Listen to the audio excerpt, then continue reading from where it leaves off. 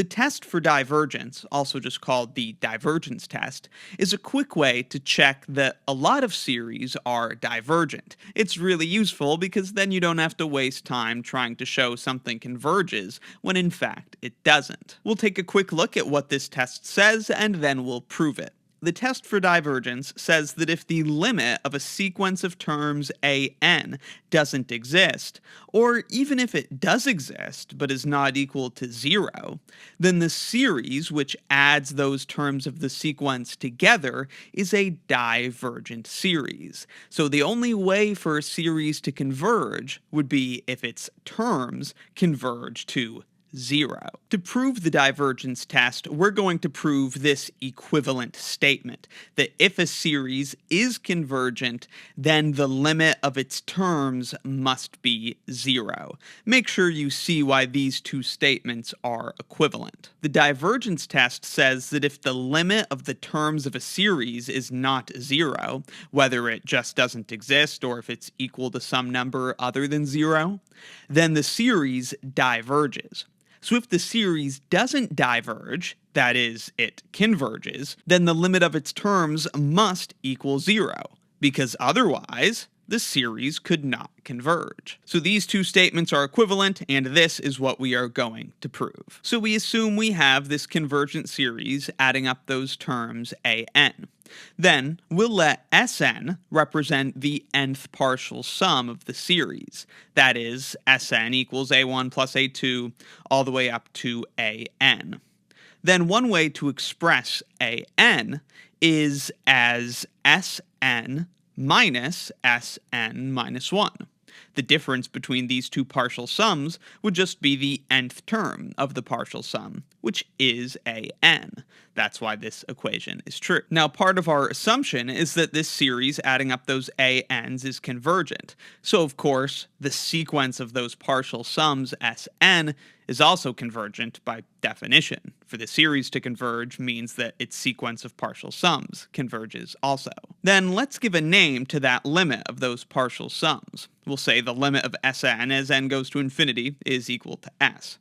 Also, the limit of Sn minus 1 as n goes to infinity is equal to s.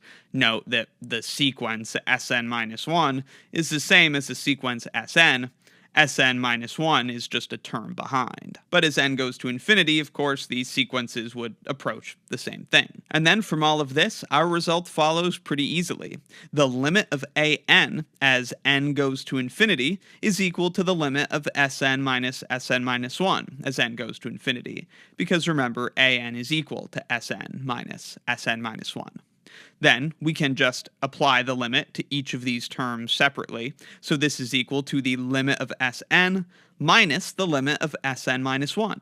But of course, we know that both of these limits are equal to the same thing. They are both equal to s. Remember, we assume the series is convergent, which means its sequence of partial sums is convergent, but Sn and Sn minus 1 are both sequences of the partial sums.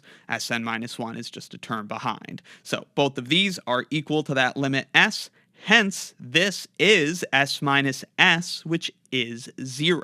So we've shown the limit of an as n goes to infinity is 0.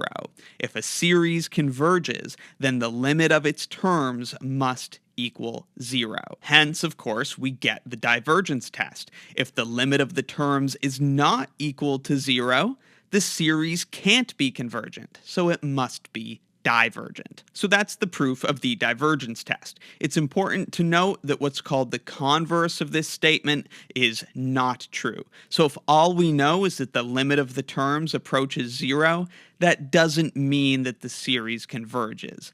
If the series converges, its terms have to approach 0.